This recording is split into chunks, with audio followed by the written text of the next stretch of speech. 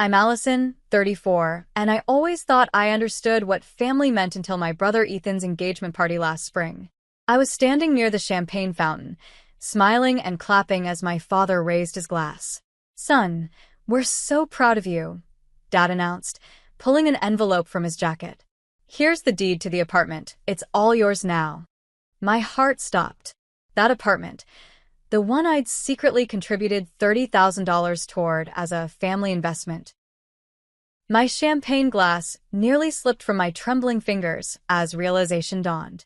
My own father had just given away something I'd helped pay for without even acknowledging my sacrifice. Before I dive into this story, where are you watching from? Hit that like and subscribe button if you've ever felt betrayed by someone you trusted. Trust me, what happened next will show you exactly how family dynamics can hide beneath the surface until one moment changes everything. Let me back up and paint the complete picture of my family and how we got to that devastating moment at the engagement party. I've always been the responsible one. As a financial analyst at Berkshire Financial, I've worked my way up over the past decade through discipline and hard work. Just 3 months before the engagement party, I'd received a promotion to senior analyst that came with a nice salary bump. I've always been careful with money, tracking expenses in detailed spreadsheets, maximizing my 401k contributions, and steadily building my savings account.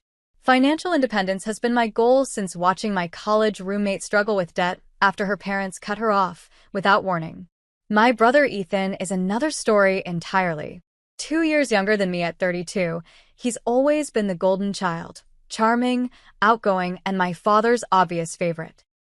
While I was working overtime and taking night classes to advance my career, Ethan was bouncing between startup ideas, a food delivery app that failed within 6 months, a cryptocurrency venture that mysteriously dissolved, and most recently, a lifestyle coaching business with exactly 3 clients. Despite these failures, Dad always speaks about Ethan's entrepreneurial spirit and visionary thinking. And more importantly, Dad always bails him out financially. Our father, George, built a successful construction business from scratch. He's proud, stubborn, and has very traditional views about family. In his mind, Ethan will someday take over the family business, though Ethan has shown zero interest or aptitude for construction. Dad sees himself in Ethan, or rather, sees what he wants to see. With me, it's different. He respects my financial stability, but often dismisses my achievements with comments like, "That's nice, sweetheart," before quickly changing the subject to Ethan's latest venture. Mom, Linda, tries to balance Dad's obvious favoritism. She calls me privately to congratulate me on work achievements and always remembers my birthday with thoughtful gifts.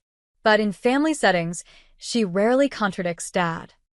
Years of marriage to his domineering personality have made her the family peacekeeper rather than an equal partner in parenting decisions. Then there's Samantha, Ethan's fiancée. The daughter of a prominent surgeon, she comes from money and expects to maintain that lifestyle. When she and Ethan started dating 2 years ago, it became obvious that Ethan's modest apartment wouldn't impress her or her parents. That's when Dad started talking about helping Ethan move to a better neighborhood. The apartment in question sits in Westlake Heights, an upscale area Ethan could never afford on his inconsistent income. 3 bedrooms, a gourmet kitchen, and a balcony with city views. It screams success in a way Ethan's actual career didn't. The purchase price was $480,000, well beyond Ethan's means. 8 months ago, Dad called me for coffee at our usual spot, Riverside Cafe. He seemed unusually serious as he stirred his black coffee. "Allison, I need your help with something important," he said, his voice low. "I'm putting together funds for an apartment for Ethan. It's a solid investment in a growing area. The family will own it together, but Ethan will live there for now. I'm short about $30,000, and I know you've been saving." I hesitated, thinking about the down payment I'd been accumulating for my own place. I was only about $15,000 away from my goal after years of careful saving. "Dad, that's a lot of money," I said carefully. "I've been saving for my own place." He reached across and patted my hand. "This is a family investment, Allie. Your money won't disappear. It's going into a property that will appreciate. We'll put everything in writing." Besides, you're doing so well, and Ethan needs this boost right now. Samantha's parents are already asking questions about his living situation. Against my better judgment, I agreed. I transferred $30,000 to my father the next day with the understanding that I would have partial ownership in the property. There was never any formal documentation, just my father's word, which until the engagement party, I had never had reason to doubt. Meanwhile, I continued living in my modest one-bedroom apartment in Riverdale, taking the bus to work while Ethan drove the BMW Dad had helped him lease. I told myself the sacrifice was temporary. The apartment was a family investment, and my contribution would come back to me with interest someday. In the months leading up to the engagement party, Ethan and Samantha became increasingly focused on crafting the perfect image. Ethan's social media suddenly featured business meetings at upscale restaurants. Samantha began referring to him as my successful entrepreneur in Instagram captions. The apartment became their showpiece, though Ethan rarely mentioned that Dad had financed most of it. I postponed my own home purchase plans, telling myself I was being a supportive sister. I even helped Ethan furnish the place, finding deals on quality furniture through my network. When Ethan proposed to Samantha with a diamond ring that I knew he couldn't afford, I suspected Dad had helped with that too, but I kept quiet. Family helps family, right? The week before the engagement party, I spent hours helping Mom with preparations, despite a crucial deadline at work. I stayed up until 2 a.m. finishing my project, then was up at 7 a.m. to pick up the custom cake Ethan and Samantha wanted. No one thanked me. It was expected. Allison always handles the details. Little did I know that my years of being the reliable, supportive daughter and sister were about to culminate in the most painful betrayal of my life. The engagement party was held at Bellevue Gardens, a venue so expensive I had raised my eyebrows when Ethan mentioned it. Don't worry, he'd winked. Dad's taking care of it. Of course he was. Crystal chandeliers hung from the ceiling, casting a warm glow over round tables draped in champagne-colored silk. A string quartet played softly in the corner. Floral arrangements of white roses and hydrangeas adorned every surface, Samantha's preference, which I knew cost a fortune. I'd spend the morning helping the event coordinator arrange seating cards and gift bags, ensuring everything was perfect despite running on 4 hours of sleep. Samantha's family had shown up in force.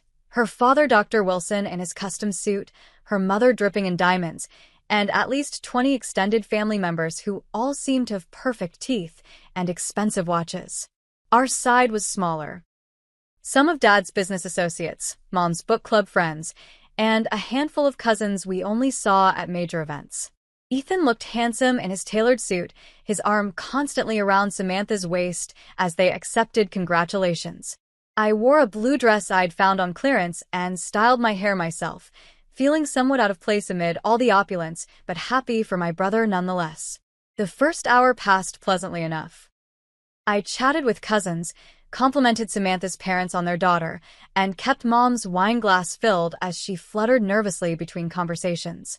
Dad held court near the bar, telling his typical larger-than-life stories to anyone who would listen.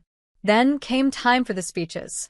Mom went first, teary-eyed and emotional, welcoming Samantha to the family. Samantha's father followed with an elegant speech about marriage and commitment that sounded partially rehearsed. Several friends offered embarrassing stories and well wishes. Finally, Dad stepped to the center of the room, champagne glass raised high. The room quieted immediately. George Taylor had a commanding presence after decades of running construction sites. When Ethan was just a boy, he began, his voice booming without a microphone, I knew he was destined for greatness. He's always had vision, always reached for the stars. I smiled politely, though my mind flashed to Ethan's third failed business and the time Dad had to pay off his credit card debt after a disastrous investment in artisanal coffee futures. My son has become the man I always knew he could be, Dad continued. A successful entrepreneur, a man respected in his field, and now, a man about to build his own family with the beautiful Samantha. The exaggerations were flowing freely now. I caught Mom's eye across the room, and she gave a small shrug as if to say, You know your father. Ethan has worked hard to create a foundation for his future, Dad said, conveniently forgetting the foundation was largely built with his checkbook. And today, I want to give him something to cement that foundation. Dad reached into his jacket pocket and pulled out an envelope. My curiosity piqued. Perhaps a generous check for the wedding? That would be typical. Son, I'm proud to give you this, Dad said, his voice thick with emotion as he handed Ethan the envelope. The deed to your apartment, officially and completely in your name. No strings, no loans to repay. It's yours, free and clear. You deserve this beautiful home to start your life with, Samantha. The room erupted in applause. Samantha squealed and threw her arms around Ethan's neck. My brother looked stunned, then broke into a wide grin as he embraced our father. I stood frozen, champagne glass halfway to my lips. The deed? In Ethan's name only? Free and clear? My $30,000 gone. Just like that. The room seemed to tilt slightly. I could hear my heartbeat in my ears as memories flashed through my mind. Dad at Riverside Cafe, assuring me this was a family investment. The bank transfer notification. The text from Dad afterward. Thanks, Sally. This means a lot. The family always takes care of its own. I felt a cold sweat break out across my back as I tried to process what had just happened. Had Dad forgotten my contribution? No, that wasn't possible. He'd simply decided my money was a gift to Ethan, not the investment he'd promised. I watched as Ethan proudly showed the deed to Samantha's father, who nodded approvingly. They had no idea I'd contributed a penny. In their minds, this was all Dad's generosity. I placed my glass on a nearby table before I dropped it, my fingers suddenly numb. Dad was now receiving congratulatory slaps on the back for his generosity. Mom was dabbing her eyes with a tissue. No one was looking at me. I needed air. Moving as naturally as possible, I made my way toward the venue's terrace doors, slipping outside into the cool evening. My hands gripped the stone balustrade as I took deep breaths, trying to calm the nausea rising in my stomach. Tire-toi-en $. Almost 2 years of aggressive saving. Gone without acknowledgement. The door opened behind me, and I quickly straightened, wiping away the tear that had escaped. There you are. It was Dad, jubilant and slightly flushed from whiskey and praise. What did you think of my surprise? Ethan was blown away. I turned to face him, struggling to keep my voice level. Dad, that apartment, I contributed $30,000 to it. You said it was a family investment. His expression flickered for just a moment before settling into dismissive reassurance. Oh, Allie, don't worry about that now. We're celebrating. We can talk business another time. But Dad, you just gave away something I partially paid for. I insisted, my voice rising slightly despite my efforts to stay calm.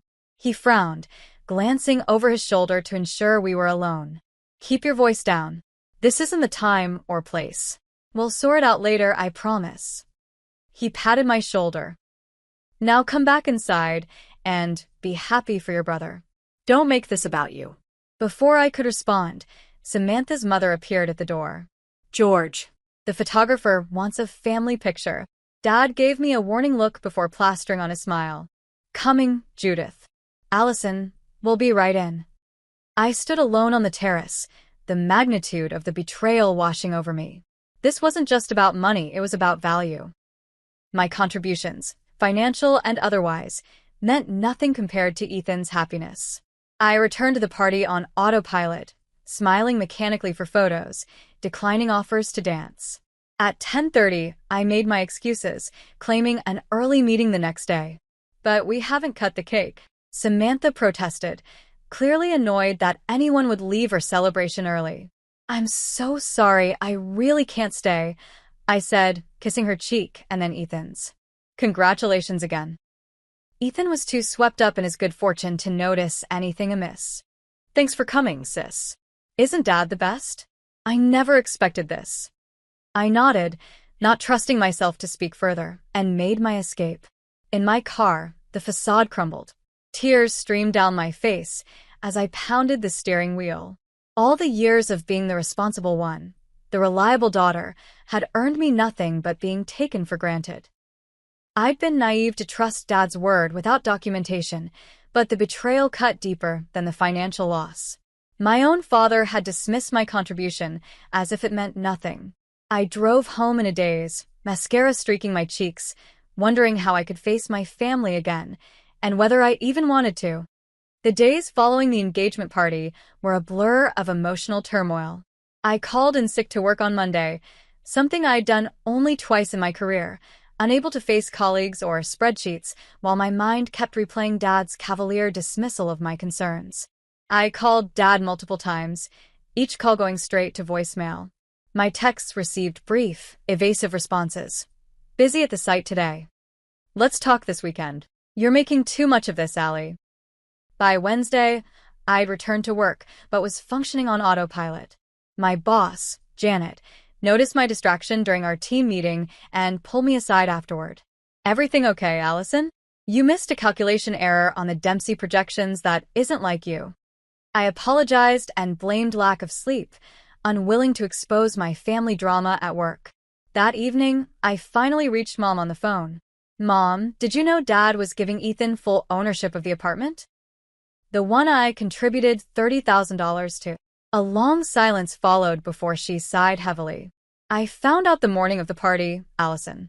I told him he should discuss it with you first, but you know your father once he gets an idea in his head. But Mom, that was my money. He promised it was a family investment. My voice cracked with emotion. I know, sweetheart.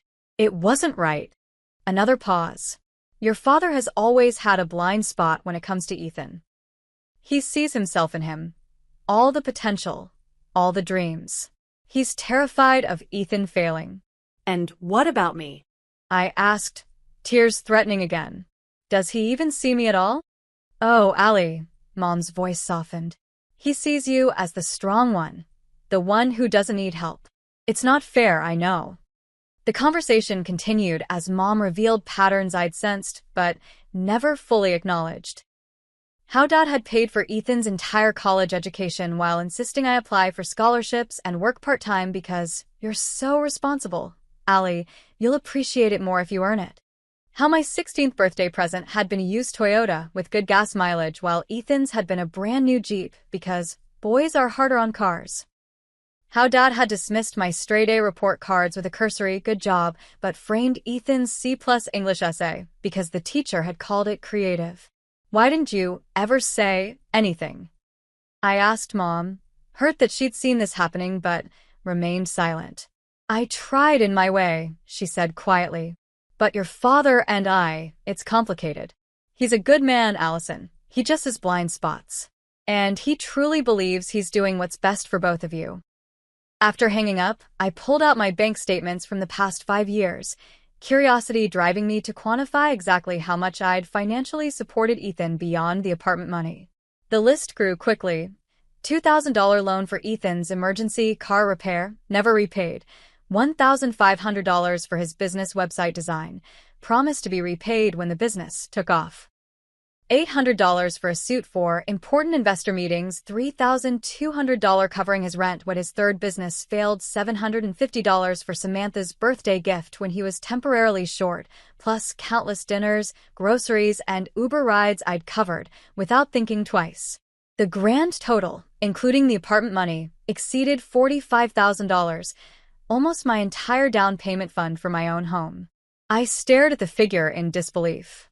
How had I allowed this to happen? Why had I never demanded repayment or even acknowledgement? The next day, I met my best friend Kara for lunch at our favorite Thai place. After listening to the whole story, she put down her fork and looked at me seriously. Allison, you need to confront your father properly. Not at a party, not over the phone. Sit him down with documentation and demand your money back.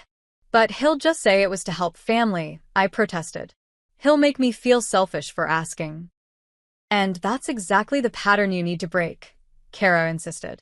Your family has trained you to give and give without expecting anything in return. They've taken advantage of your generosity and responsibility.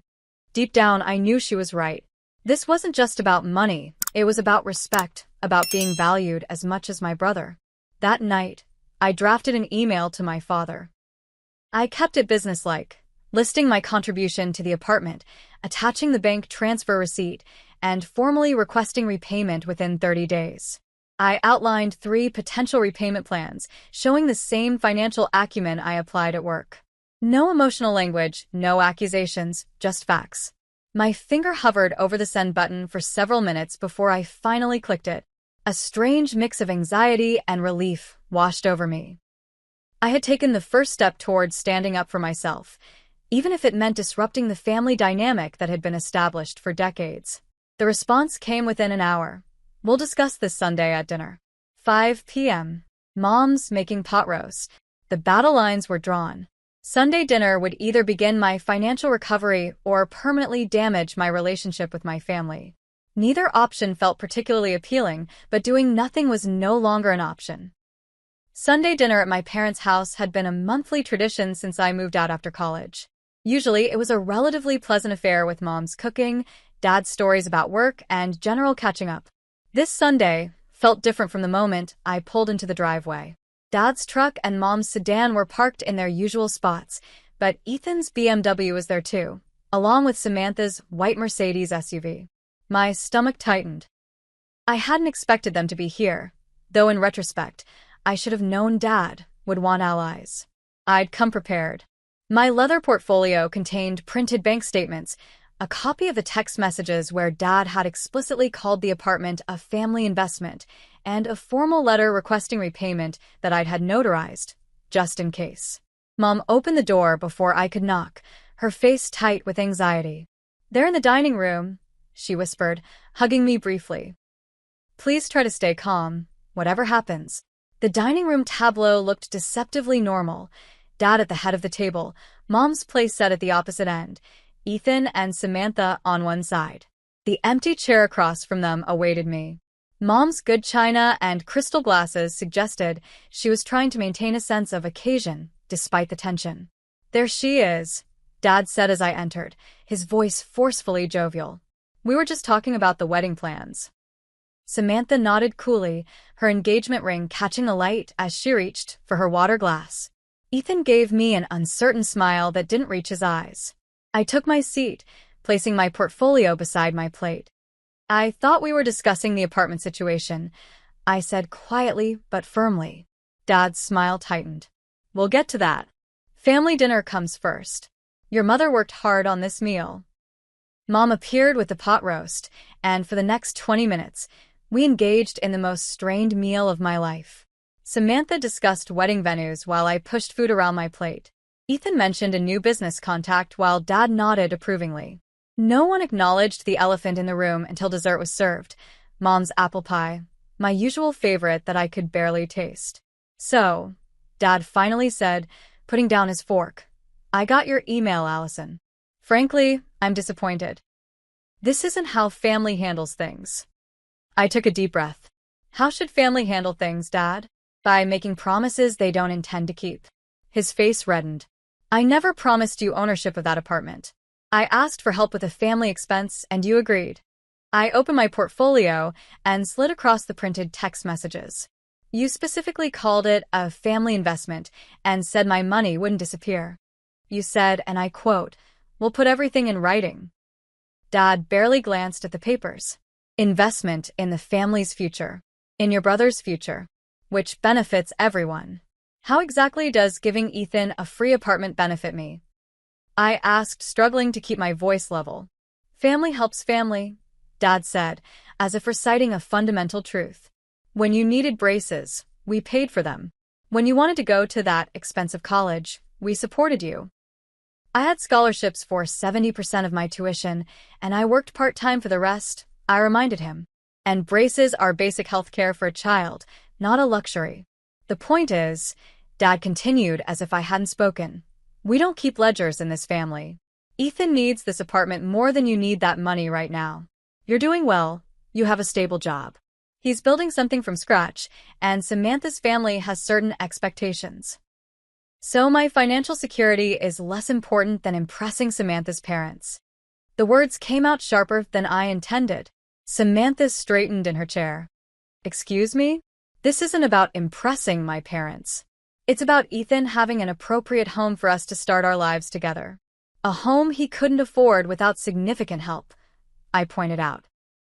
Help that apparently included $30,000 of my money that I was never thanked for, never acknowledged for, and now won't get back. Ethan's expression changed from defensive to confused. Wait, you put money toward the apartment? Dad said. He covered it all. He turned to our father. Dad. Dad shifted uncomfortably. I handle the finances. The details aren't important. They are to me, I insisted, then addressed Ethan directly. Dad asked me for help with the down payment. I contributed $30,000 from my savings with the understanding it was a family investment. Then, at your engagement party, he gave you the deed with no mention of my contribution. Ethan looked genuinely shocked. Allie, I had no idea. I swear. Oh, please, Samantha interjected, rolling her eyes. This is obviously about jealousy. You're single, living in that tiny apartment, while Ethan and I are getting married and have a beautiful home. Now you want to rain on our parade with these financial nitpicks. $30,000 is not a nitpick, I replied, my calm facade cracking. It's a significant amount of money that I saved for years to accumulate. Money comes and goes, Dad dismissed. Family is forever. I've helped Ethan because he's needed it. I'd do the same for you, Allison, if you needed it. But that's just it. I do need it. I've been saving for my own place for years, and this has set me back significantly. You're doing fine, Dad insisted. You've always been the responsible one, the self-sufficient one. That's why I know you'll understand that sometimes we need to make sacrifices for those who struggle more. A horrible realization dawned on me. You've been helping Ethan with other expenses too, haven't you? Beyond the apartment. The uncomfortable silence that followed was answer enough. How much, Dad? How much have you given him over the years? Dad's jaw tightened. That's between Ethan and me. Mom, who had been silent throughout the exchange, finally spoke up. George, Allison deserves to know. This isn't right. Dad shot her a warning look, but she held her ground. No, George. I've stayed quiet too long. Tell her. After a tense moment, Dad sighed heavily. I've helped Ethan with some business expenses. Startup costs. A few bills when things were tight. And the engagement ring? I pressed, remembering my suspicions. Another uncomfortable silence. Dad paid for half, Ethan admitted quietly, not meeting Samantha's eyes. Apparently, this was news to her too, judging by her expression. And his credit card debt? I continued, recalling conversations where Ethan had mentioned being back on track after mysterious financial troubles had disappeared. That was a one-time situation, Dad defended. He'd made some investments that didn't pan out. The pieces were falling into place. Dad's constant financial bailouts, Ethan's lack of real consequences for his poor decisions, the image of success that had no foundation in reality. You've been enabling him, I said, the words hanging heavy in the air. All these years, you've cushioned every fall, paid for every mistake, while telling me to be responsible and self-sufficient. That's enough, Allison. Dad's voice rose. You've always been selfish, always counting pennies instead of supporting your brother. Family helps family, period. The accusation hit like a physical blow. After everything I'd done, everything I'd contributed, to be called selfish was the final straw. Selfish. I repeated, my voice breaking. I've given Ethan over $45,000 in the past 5 years between the apartment money and other loans that were never repaid. I've put my own goals on hold repeatedly to help him. How dare you call me selfish? 45,000. Ethan echoed, looking pale. That can't be right. I pulled out the itemized list I'd compiled and slid it across to him. Every penny documented, with dates. Ask me about any item on that list, and I can tell you exactly what it was for. Ethan scanned the list, recognition dawning on his face with each line. Allie, I didn't realize it added up to so much. I always meant to pay you back when things turned around. Well, things never seem to turn around because Dad keeps swooping in to save you from any real consequences, I said, the accumulated frustration of years pouring out. You've never had to learn from your mistakes because they've never cost you anything.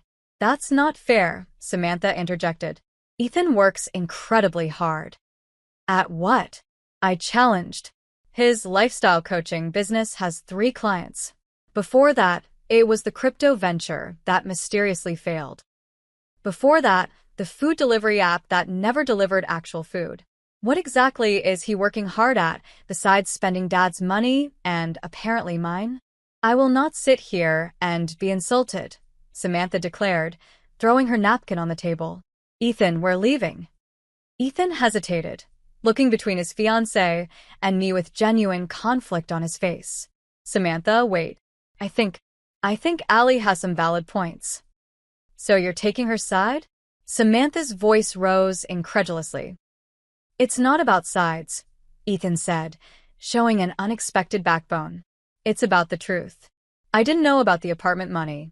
I should have. Dad slammed his hand on the table, making the dishes jump. The apartment is yours, Ethan. End of discussion. If Allison wants to make a federal case out of helping her own brother, that's her choice.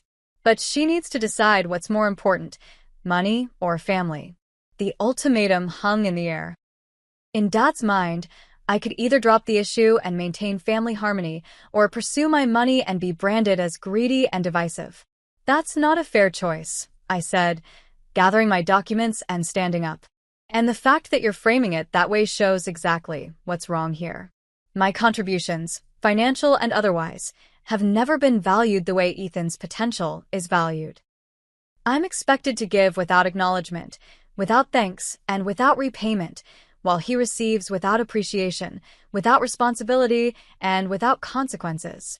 Tears were streaming down my face now, years of suppressed hurt breaking through. I'm done being the family ATM and receiving nothing but judgment in return. I turned to leave, but Mom caught my arm. Allison, please don't go like this.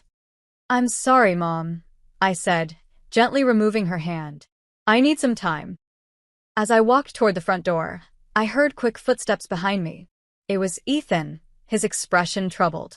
Allie, wait, he said, catching up to me on the porch. I had no idea about any of this. The apartment, the money, Dad handled everything. He told me he was taking care of it. For the first time, I saw genuine regret in my brother's eyes.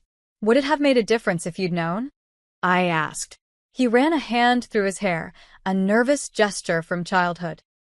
I'd like to think so. I never meant to take advantage of you, Allie. You're my sister. I love you. For a moment, we stood there in silence, the years of complicated family dynamics between us. I'll pay you back, he finally said. I don't know how yet, but I will. All of it. Before I could respond, the front door opened again and Samantha appeared. Ethan, are you coming? Your father is upset. The brief connection between us faded as Ethan was pulled back into the orbit of expectations and appearances. With a last apologetic look at me, he turned to follow Samantha inside. I drove home in tears for the second time in a week, wondering if the family I thought I had ever truly existed at all. The following weeks were a study in isolation. Dad didn't call, no surprise there. Mom texted daily with variations of, your father will come around, and please don't give up on us, but kept a careful distance, torn between her husband and daughter. Ethan sent a single text the day after the confrontation. I'm sorry, Allie. I'm going to make this right. Then silence. The emotional toll affected every aspect of my life. At work, my performance slipped noticeably. Calculations that once came easily now required double and triple checking. During a presentation to senior management, I blanked on figures I'd reviewed just hours earlier. Janet pulled me aside afterward. Allison, what's going on? This isn't like you at all. I finally broke down and gave her the condensed version. Family financial dispute, significant personal funds at stake, ongoing emotional stress.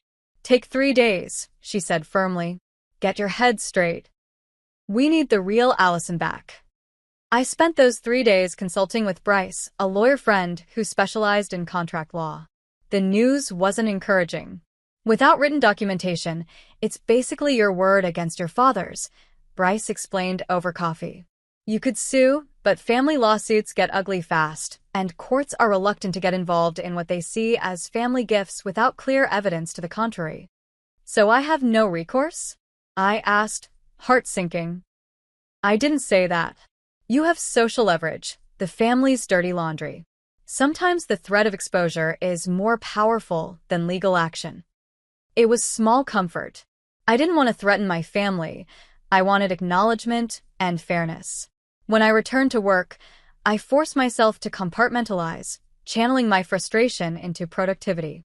I stayed late, rebuilding my professional reputation one spreadsheet at a time. Colleagues commented on my intensity, but I brushed off their concerns. Work was the one area of my life where effort reliably translated to results. 2 weeks after the Sunday dinner confrontation, I made a disturbing discovery. While reviewing my credit monitoring service alerts, I noticed an inquiry from American Express for a card I didn't apply for. Further investigation revealed that Dad had been paying Ethan's Amex bills, over $4,000 monthly, for the past year. The successful entrepreneur image was entirely smoke and mirrors, financed by our father. The revelation deepened my resolve. This wasn't just about my apartment money anymore. It was about a dysfunctional pattern that was preventing Ethan from ever becoming truly independent and successful on his own terms. A call from Mom broke my self-imposed isolation. Can we meet for lunch tomorrow? Just us. We met at a quiet cafe halfway between our homes. Mom looked tired, the lines around her eyes deeper than I remembered. Your father won't admit it, she began without preamble, but this situation has him upset too. He doesn't know how to fix it without admitting he was wrong, and that's not something George Taylor does easily. He doesn't need to admit anything, I replied. He just needs to return my money or acknowledge my contribution to the apartment. Mom twisted her napkin anxiously. There's something you don't understand about your father, Allison. Something I should have told you years ago. She revealed that Dad's father had abandoned the family when Dad was 12, leaving them financially destitute. Grandma had worked 3 jobs to keep them afloat, but they'd lost their home, lived in a relative's basement for years, and often went without basics like new shoes or winter coats. Your father swore that his children would never know that kind of insecurity, Mom explained. When Ethan struggled with school, with finding direction, George panicked. He saw his father in Ethan's difficulties, the same restlessness, the same charm without follow-through. He became determined to prevent Ethan from failing, to give him advantages George never had. And me? I asked quietly. What did he see in me? Mom smiled sadly. He saw me, reliable, capable, able to weather storms. He never worried about you the way he worried about Ethan. In his mind, that was a compliment. So, I'm punished for being responsible while Ethan is rewarded for being a perpetual screw-up. The unfairness of it still stung. I'm not justifying it, Mom said, reaching for my hand. I'm just helping you understand. Your father's fears about Ethan failing run deeper than you know. And my contribution to the apartment? Mom sighed. In George's mind, he was protecting both of you. Ethan from failure and you from wasting money on Ethan's mistakes. He convinced himself that giving Ethan full ownership was cleaner and that you'd understand because you've always understood in the past. I absorbed this new perspective, feeling both sympathy for my father's childhood wounds and frustration at how they continued to warp our family dynamics decades later. I love you both, Mom continued. But this pattern isn't healthy. For anyone. Not for you, being taken for granted. Not for Ethan, never learning independence. Not for your father, constantly feeding his fear rather than facing it. The conversation with Mom shifted something in my understanding. My anger remained, but now was directed more at the dysfunctional pattern than at the individuals caught in it. The following evening, Kara came over with wine and takeout. As we sat on my small balcony, she listened to my latest revelations. You know what you need to do, she said finally. Stop trying to fix the money problem and address the real issue. Which is, your family needs an intervention. All the financial shuffling is just a symptom of deeper issues. Your dad's childhood trauma, your brother's dependency, your enabling through silence, it's all connected. I considered her words as I sipped my wine. You think I should just write off the $30,000? No, Kara said firmly. I think you should make getting that money back contingent on the family acknowledging and addressing the real problems. Otherwise, even if you get your money, nothing will actually change. That night, I researched family therapists and financial counselors, creating a comprehensive plan. If my family was going to heal, we needed professional help breaking patterns established over decades. Meanwhile, Ethan's calls began coming in daily, but I let them go to voicemail, not ready to engage without a clear strategy. His messages became increasingly apologetic and self-aware. Ali, I've been thinking about everything you said. You were right. I've been living in a bubble, and it's time I took responsibility. Finally, after his seventh call, I answered. Ethan, I'm not ready to just move on from this. I know, he said quickly. I don't expect that. I just want you to know I'm going to pay you back. Somehow. The money is only part of the problem, I told him. The real issue is the pattern we're all stuck in. A pause. I've been thinking about that too. A lot, actually. Samantha and I were having some tough conversations. About reality. About who I really am versus who our parents think I am. About finances. His voice lowered. She's talking about postponing the wedding until I'm more established. On my own terms. It was the first sign that the confrontation had sparked genuine reflection in my brother. I know 30 grand is a lot, he continued. But I promise someday isn't good enough, Ethan. I interrupted. I need a concrete plan. I know, he sighed. I'm working on it. Just don't give up on me yet, okay? After hanging up, I finalized my strategy. This wasn't about choosing between money and family, as Dad had framed it. It was about redefining what our family could be. One based on honesty, mutual respect, and genuine support rather than fear and appearances. I spent the evening researching family therapists who specialized in financial conflicts and generational patterns. I found one who offered initial consultations over video chat and scheduled an appointment for myself, not yet ready to involve the others, but wanting professional guidance on how to approach them. The time for indirect approaches and quiet acceptance was over. The family needed a complete reset, and I was prepared to be the catalyst, whatever the cost. A week later, I sent a formal email to my parents, Ethan and Samantha. I'm requesting a family meeting this Saturday at 2 p.m. at Mom and Dad's house. This is not negotiable. I have important information to share that affects all of us. Please confirm your attendance. To my surprise, everyone agreed, without protest. Perhaps they sensed the determination in my tone, or maybe they were all as tired of the tension as I was. I arrived 15 minutes early, setting up my laptop and a small projector I'd borrowed from work in the living room. I had created a detailed PowerPoint presentation, complete with graphs, timelines, and financial projections, approaching the family problem with the same analytical rigor I applied to work projects.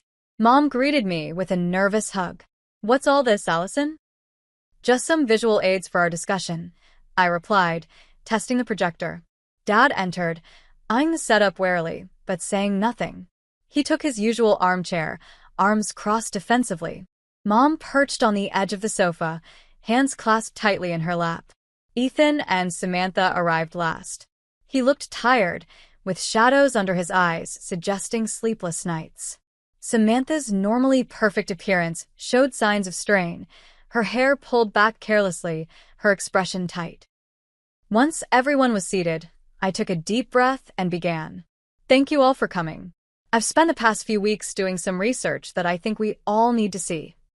I clicked to the first slide, Taylor Family Financial Flows, 2018 to 2023.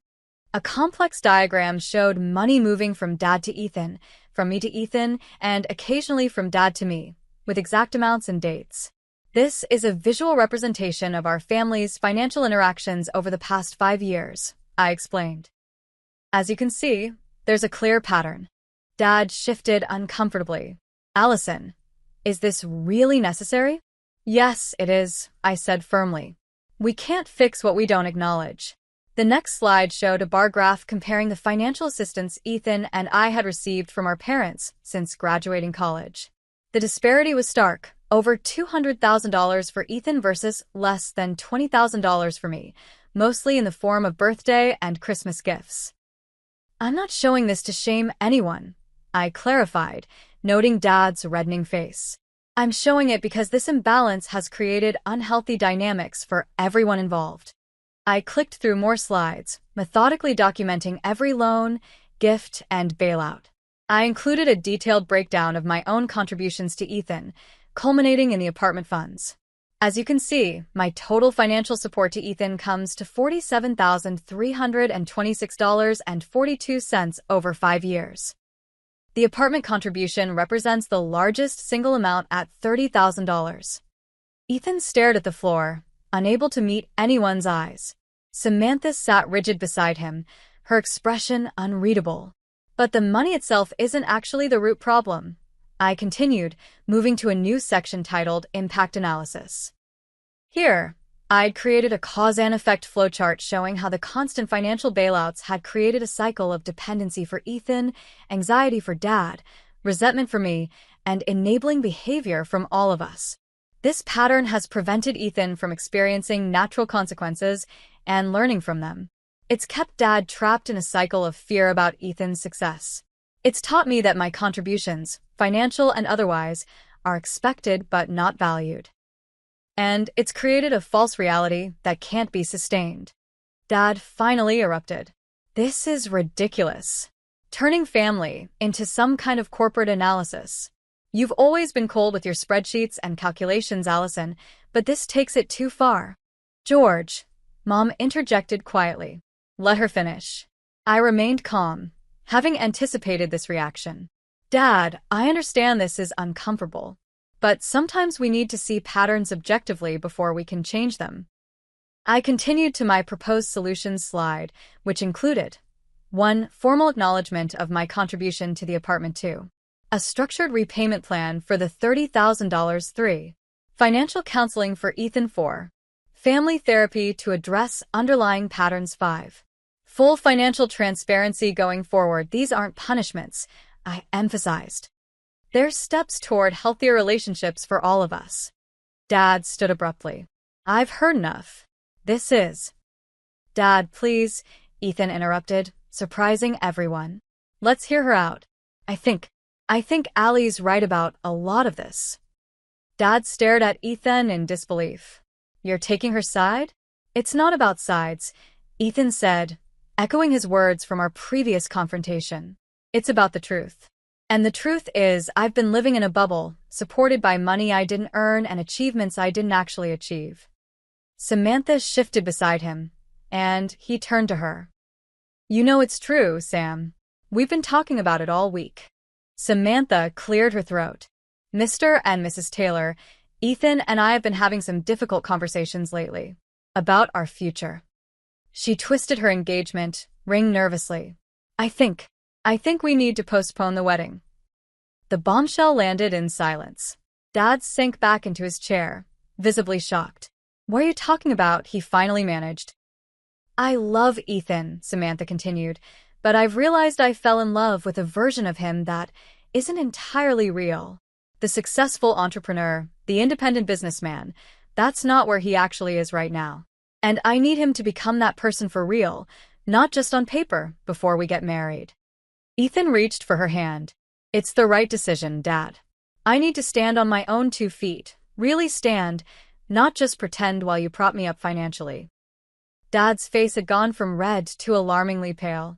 He tugged at his collar, his breathing becoming labored. George. Mom was beside him instantly. George, what's wrong? Nothing, he gasped. Just need a minute. But the grimace of pain on his face told a different story. Within moments, it became clear this was more than stress or anger. Call 911. Mom shouted, and Samantha was already dialing, her voice steady as she reported possible heart attack symptoms.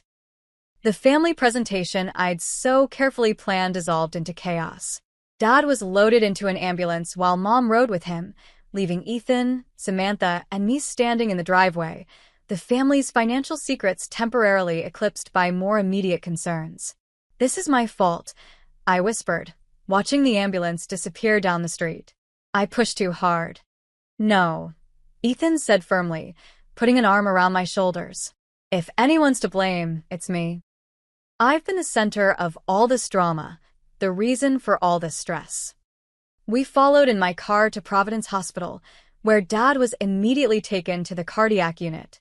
Hours of tense waiting followed, with minimal updates from overworked nurses. Mom emerged occasionally with red-rimmed eyes, but little information. Finally, around 8 p.m., a doctor approached our huddled group in the waiting room. "Mrs. Taylor, your husband is stable." It wasn't a heart attack, but rather a severe anxiety episode that mimicked cardiac symptoms. "We're keeping him overnight for observation and running some additional tests, but he should be able to go home tomorrow." The collective relief was palpable. Mom went back to sit with Dad while Ethan, Samantha, and I retreated to the hospital cafeteria for much-needed coffee. "I never meant for this to happen," I said, staring into my styrofoam cup. "I just wanted everyone to see the truth." "The truth can be painful," Ethan acknowledged, "but necessary." We sat in silence for a moment before Ethan spoke again. "There's something else you should know, Allie. About the apartment." I looked up, questioning. "The deed, it hasn't actually been transferred yet." Dad gave me the envelope at the engagement party, but inside was just a letter saying the deed would be transferred after the wedding.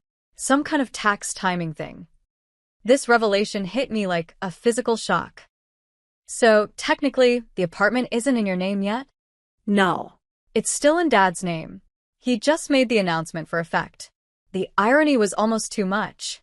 All this conflict over a deed that hadn't even changed hands. When we were allowed to see Dad later that evening, he looked diminished in the hospital bed, monitoring wires attached to his chest, his usual commanding presence subdued by a hospital gown and the humbling environment. "Dad," I began tentatively, "I'm so sorry about today. I never meant to cause this." He waved away my apology with a weak hand. "Not your fault, Allie. Doctor says I've been ignoring stress symptoms for months. This was coming one way or another." He gestured for me to come closer, his voice lowered. "Your presentation, it was eye-opening. Painful, but eye-opening." I blinked in surprise. "Really? I've spent my life trying to be different from my father," he continued. "He abandoned us, left us with nothing. I swore I'd always be there for my kids, always make sure they had what they needed." His eyes filled with tears, something I'd never seen before. But I think I've been so focused on not repeating his mistakes that I made completely different ones. I've enabled Ethan instead of empowering him. And I've taken you for granted because you reminded me of your mother, strong, capable, never needing to be rescued. Mom, who had been sitting quietly by his bedside, reached over to squeeze his hand. "We both made mistakes, George." Dad looked at me directly. "The apartment, you're right about your contribution. It wasn't fair to cut you out. And the truth is..." He hesitated, glancing at Mom, who nodded encouragingly. "The truth is, the construction business has been struggling for the past year. I gave away money I couldn't really afford to give." The final piece of the puzzle clicked into place. Dad's excessive generosity toward Ethan wasn't just about favoritism or childhood trauma. It was a facade, an attempt to maintain the image of the successful patriarch even as his own business faltered. "Why didn't you tell us?" I asked. "Pride," he admitted simply. "I couldn't bear for either of you to see me fail." In that moment, the family mythology we'd all been living within began to crumble. My father wasn't the infallible provider he'd pretended to be. Ethan wasn't the successful entrepreneur he'd been portrayed as. And I wasn't the cold, calculating daughter I'd been labeled as for questioning the narrative. We were just people, flawed, frightened, and finally facing the truth. 2 weeks after Dad's health scare, we gathered for our first official family therapy session. Dr. Moira Fleming, a specialist in family systems and financial conflicts, had agreed to take us on after I'd explained our situation. Her office was neutral territory. No one had the home court advantage that had often influenced our previous discussions. Dad had been reluctant initially, but Mom had put her foot down in a way I'd rarely seen before. "This isn't optional, George. Not if you want to heal this family and your health." We sat in a semicircle facing Dr. Fleming, Dad and Mom on one end, Ethan in the middle, and me on the other end. Samantha had chosen not to participate, feeling this was a core family issue that needed resolving before she could re-engage with Ethan's family dynamics. I want to start by acknowledging the courage it takes for families to seek help, Dr. Fleming began. You're already showing tremendous strength by being here. For the next 90 minutes, Dr. Fleming guided us through a structured conversation about our perceptions and experiences. We each shared our version of the family narrative, often with surprising differences in how we remembered key events. Dad struggled visibly when his turn came. I thought I was doing the right thing, he said, his voice uncharacteristically subdued. Supporting Ethan because he needed it more. Pushing Allison to be independent because she was capable of it. But I see now that I created an unfair dynamic. And how do you feel about that realization, George? Dr. Fleming prompted. Dad looked at me, his eyes damp, ashamed, and sad that it took Allison reaching her breaking point, and my health crisis, for me to see it. We established concrete goals for our therapy. Addressing the apartment situation, creating healthier financial boundaries, improving communication, and processing the emotional patterns that had defined our relationships for decades. As we left that first session, Dad pulled me aside in the parking lot. I want you to know, I've instructed my lawyer to add your name to the apartment deed, reflecting your contribution. It's the right thing to do. The acknowledgement meant more than the money ever could, though I appreciated both. Thank you, Dad. After 3 more weekly sessions, Ethan made a surprising announcement. I've decided to sell the apartment. What? Dad looked genuinely shocked. But we just sorted out the ownership issue. That's exactly why, Ethan explained. Now that it's properly acknowledged as partly Allison's, the right thing to do is sell it, pay her back her investment plus interest, and use whatever's left as a proper down payment on a place Samantha and I can truly afford on our own. I stared at my brother, barely recognizing this new, responsible version of him. Ethan, are you sure? That's a beautiful apartment. It's a beautiful apartment I didn't earn, he replied simply. And living there would be a constant reminder of the old patterns we're trying to break. Dad started to protest but caught himself. This was the old pattern. Dad trying to solve problems for Ethan, trying to preserve the image he'd created rather than allowing Ethan to make his own choices and learn from them. If that's what you want, son, he said finally. It's your decision. And Allison's, since she's part owner now. I nodded my agreement. I think it's a good decision, Ethan. The apartment went on the market the following week. Meanwhile, other changes were unfolding. Ethan had taken a job at a friend's marketing firm. An entry-level position with a modest but steady salary. It was the first conventional job he'd held since college, and though it lacked the glamour of entrepreneur, it came with something more valuable, legitimate income and the opportunity to learn a business from the ground up rather than attempting to launch one with no experience. Dad was seeing a cardiologist regularly and had brought in a partner to help manage the construction business, reducing his stress and hours. Mom had started attending a support group for spouses of cardiac patients, where she was finding her voice in ways that began to translate to our family dynamics as well. I found myself processing complex emotions, vindication mixed with sadness for what our family could have been if we'd addressed these issues years earlier. In our 5th therapy session, I broke down when discussing this loss. I feel like we wasted so many years maintaining this facade, I sobbed. Dad pretending the business was thriving when it wasn't. Ethan pretending to be successful when he was struggling. Me pretending I was okay with being taken for granted when I was building up resentment. We could have been genuinely supporting each other instead of supporting these false images. But you're not wasting any more time, Dr. Fleming pointed out gently. That's the victory here. Many families never break through these patterns. She was right, of course. And there were moments of genuine connection emerging that felt entirely new. Dad called to ask my advice about a business decision, valuing my financial expertise for the first time. Ethan and I had lunch weekly, rebuilding our sibling relationship on more honest footing. Mom began sharing her own dreams and plans rather than focusing solely on mediating between the rest of us. The apartment sold more quickly than expected, benefiting from a neighborhood development project that had increased property values. After repaying my $30,000 plus 3 years' worth of interest, Ethan was left with enough for a modest down payment on a smaller condo that better reflected his actual financial situation.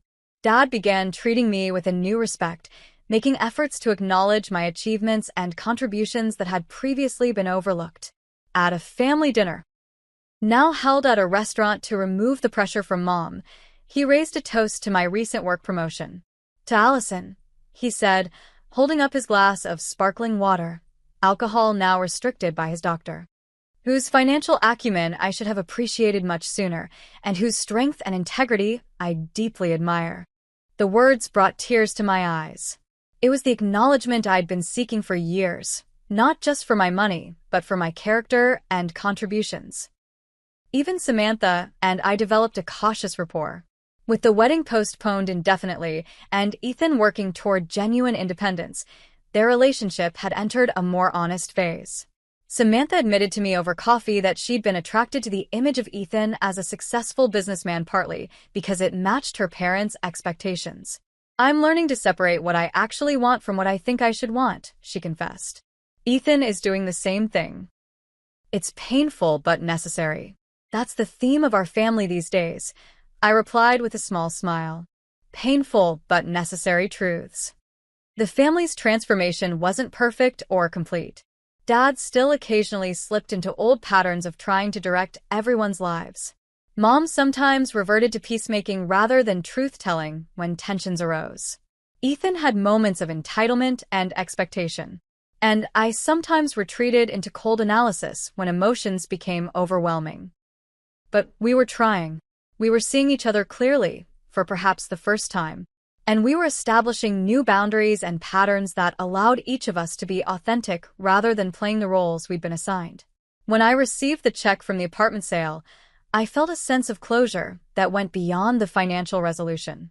This wasn't just about the money, it was about recognition, respect, and the beginning of a healthier family system. 6 months after that fateful engagement party, I stood in the lobby of a modest 2-story building in the Riverdale neighborhood, keys in hand, surrounded by my family. The grand opening banner fluttered in the spring breeze as a small crowd gathered for the ribbon-cutting ceremony. The $30,000 from the apartment sale, combined with my savings and a small business loan, had been enough to purchase this property. Not for myself to live in, as everyone had assumed, but for something entirely different. "Ladies and gentlemen," I addressed the gathered crowd, which included local media and community representatives. "Welcome to the opening of Cornerstone Housing, affordable apartments for single parents working to build financial stability." The idea had come to me during a therapy session when Dr. Fleming had asked what financial security meant to me. I realized it wasn't just about having money. It was about creating stability and opportunity. Our family conflict had revealed how money could be both a tool for control and a pathway to independence, depending on how it was used. The building contained 6 apartment units, renovated to be comfortable, energy efficient, and affordable. Tenants would receive not just housing but access to financial literacy workshops and career development resources, tools to build true independence rather than dependency. Cornerstone was born from my own journey with family, finances, and finding purpose. I continued. Sometimes life's greatest challenges lead to unexpected gifts if we're willing to learn from them. I glanced at my family standing in the front row. Dad, looking healthier than he had in years, nodded with unmistakable pride. Real pride, not the performance of pride he'd often shown toward Ethan's ventures. Mom wiped away tears, beaming. Ethan stood with his arm around Samantha, both of them looking at me with genuine admiration.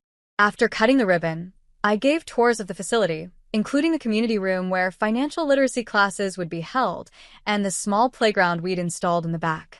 Dad approached me as the crowd began to disperse. "Allison, this is extraordinary.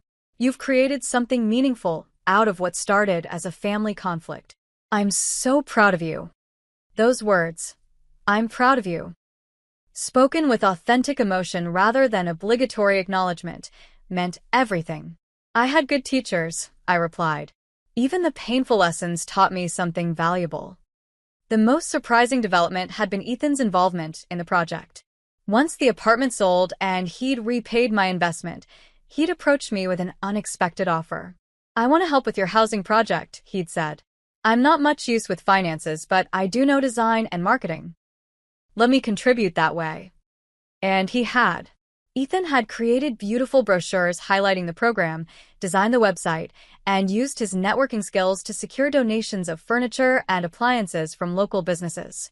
It was the first time we'd truly collaborated as equals, each contributing our strengths without competition or resentment. Dad had contributed too, offering construction expertise when we encountered structural issues during renovation. Mom had organized a volunteer day to paint and decorate the community room. Even Samantha had helped, using her connections to arrange media coverage of the opening. As I handed keys to Tracy, a single mother of two, and our first tenant, the symbolism wasn't lost on me. Keys represented access, opportunity, and independence, everything I'd fought for in my confrontation with my family. "This apartment is beautiful," Tracy said, her eyes wide as she explored the sunny two-bedroom unit. "I never thought I'd be able to afford a safe place like this in a good school district." "That's exactly why Cornerstone exists," I told her. "Everyone deserves a foundation to build from." Later, as we celebrated with a small reception in the community room, I found myself standing slightly apart, watching my family interact with the tenants and community partners. Dad was explaining the energy-efficient windows to a local council member. Mom was helping a tenant's child with a plate of cookies. Ethan was enthusiastically describing the financial literacy program to a reporter. They weren't perfect. None of us were, but they were authentic now in a way they hadn't been before. The facade had crumbled, revealing flawed but genuine people trying their best to grow and connect. Samantha approached, handing me a glass of sparkling cider. "This is really amazing, Allison. You've created something truly special." "Thanks," I replied. "It's not what I originally planned to do with that money, but I think it's better." She nodded thoughtfully. Ethan and I are learning that sometimes the unexpected path is the right one. We're talking about scaling back our wedding plans significantly, something small and meaningful instead of showy. "That sounds perfect," I said and meant it. The journey from that devastating moment at the engagement party to this day of celebration had been neither straight nor easy. There had been painful therapy sessions where decades-old wounds were reopened. There had been setbacks when old patterns briefly reasserted themselves. There had been moments when I wondered if healing was truly possible. But standing in this building that represented both my financial independence and my commitment to helping others achieve theirs, I felt a sense of peace I hadn't known was possible. The betrayal that had initially felt like the end of my world had instead become the catalyst for transformation, not just for me, but for my entire family. As the sun began to set, casting golden light through the windows of the community room, Dad clinked his glass for attention. "I'd like to propose a toast," he said, his voice steady but emotional. "To Allison, who had the courage to speak truth even when it was difficult, the wisdom to channel pain into purpose, and the compassion to create opportunity for others. You've taught this old man that true family strength comes not from maintaining appearances, but from facing reality together." We raised our glasses as I blinked back tears. The journey wasn't over.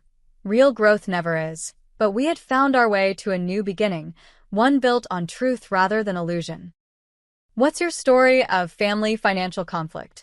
Have you ever experienced a betrayal that ultimately led to positive change? I'd love to hear your experiences in the comments below.